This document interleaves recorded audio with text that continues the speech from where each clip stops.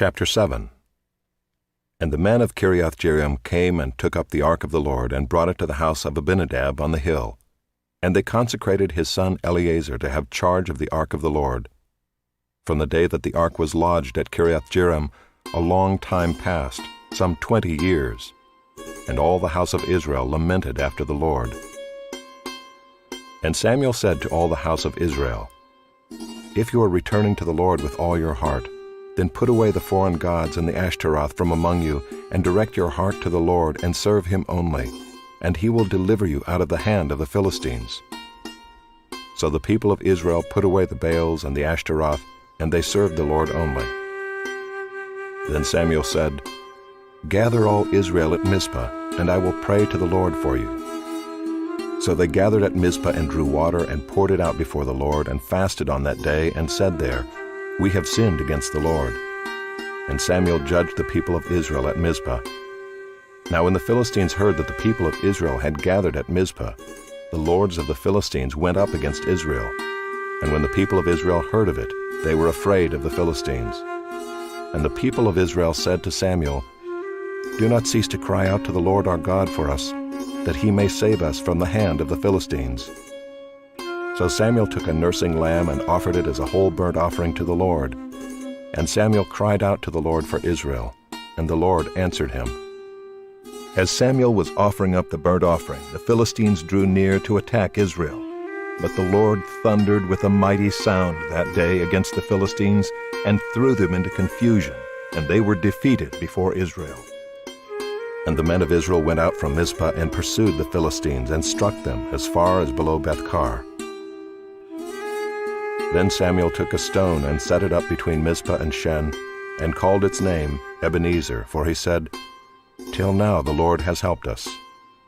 So the Philistines were subdued, and did not again enter the territory of Israel.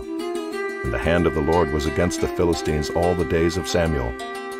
The cities that the Philistines had taken from Israel were restored to Israel, from Ekron to Gath, and Israel delivered their territory from the hand of the Philistines.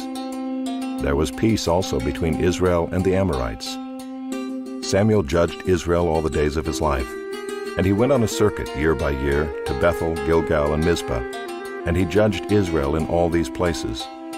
Then he would return to Ramah, for his home was there, and there also he judged Israel, and he built there an altar to the Lord.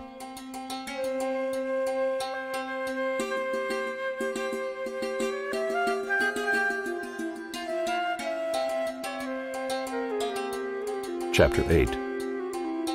When Samuel became old, he made his sons judges over Israel. The name of his firstborn son was Joel, and the name of his second, Abijah. They were judges in Beersheba. Yet his sons did not walk in his ways, but turned aside after gain. They took bribes and perverted justice.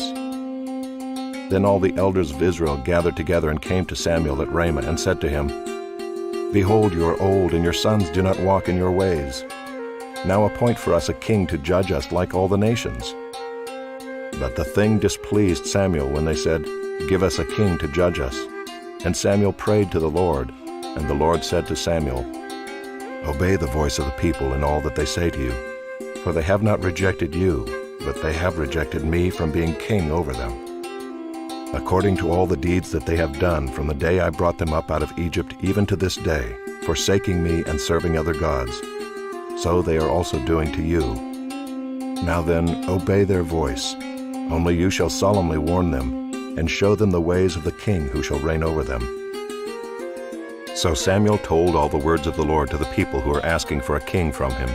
He said, These will be the ways of the king who will reign over you. He will take your sons and appoint them to his chariots, and to be his horsemen, and to run before his chariots. And he will appoint for himself commanders of thousands and commanders of 50s, and some to plow his ground and to reap his harvest, and to make his implements of war and the equipment of his chariots.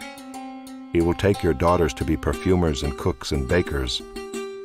He will take the best of your fields and vineyards and olive orchards and give them to his servants. He will take the tenth of your grain and of your vineyards and give it to his officers and to his servants. He will take your male servants and female servants and the best of your young men and your donkeys and put them to his work. He will take the tenth of your flocks, and you shall be his slaves. And in that day you will cry out because of your king, whom you have chosen for yourselves. But the Lord will not answer you in that day." But the people refused to obey the voice of Samuel, and they said, "No, but there shall be a king over us, that we also may be like all the nations, and that our king may judge us and go out before us and fight our battles." And when Samuel had heard all the words of the people, he repeated them in the ears of the Lord. And the Lord said to Samuel, "Obey their voice and make them a king." Samuel then said to the men of Israel, "Go every man to his city."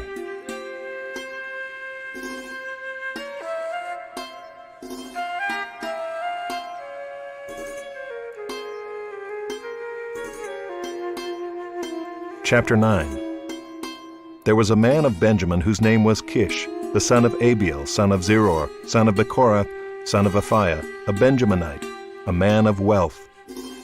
And he had a son whose name was Saul, a handsome young man. There was not a man among the people of Israel more handsome than he. From his shoulders upward he was taller than any of the people.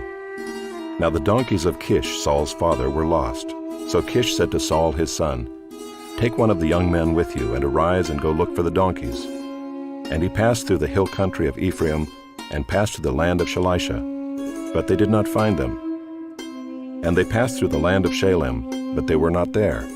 Then they passed to the land of Benjamin, but did not find them. When they came to the land of Zuph, Saul said to his servant who was with him, "Come, let us go back, lest my father cease to care about the donkeys and become anxious about us." But he said to him, "Behold, there is a man of God in this city, and he is a man who is held in honor.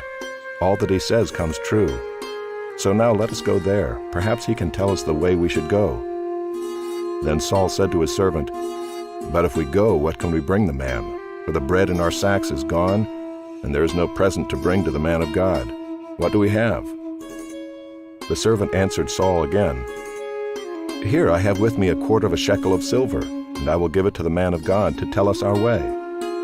Formerly in Israel, when a man went to inquire of God, he said, "Come, let us go to the seer," for today's prophet was formerly called a seer. And Saul said to his servant, "Well said, come, let us go." So they went to the city where the man of God was. As they went up the hill to the city, they met young women coming out to draw water, and said to them, "Is the seer here?" They answered, "He is. Behold, he is just ahead of you. Hurry, he has come just now to the city, because the people have a sacrifice today on the high place. As soon as you enter the city, you will find him, before he goes up to the high place to eat. For the people will not eat till he comes, since he must bless the sacrifice. Afterward those who are invited will eat. Now go up, for you will meet him immediately." So they went up to the city. As they were entering the city, they saw Samuel coming out toward them on his way up to the high place. Now the day before Saul came, the Lord had revealed to Samuel, "Tomorrow about this time I will send to you a man from the land of Benjamin, and you shall anoint him to be prince over my people Israel. He shall save my people from the hand of the Philistines.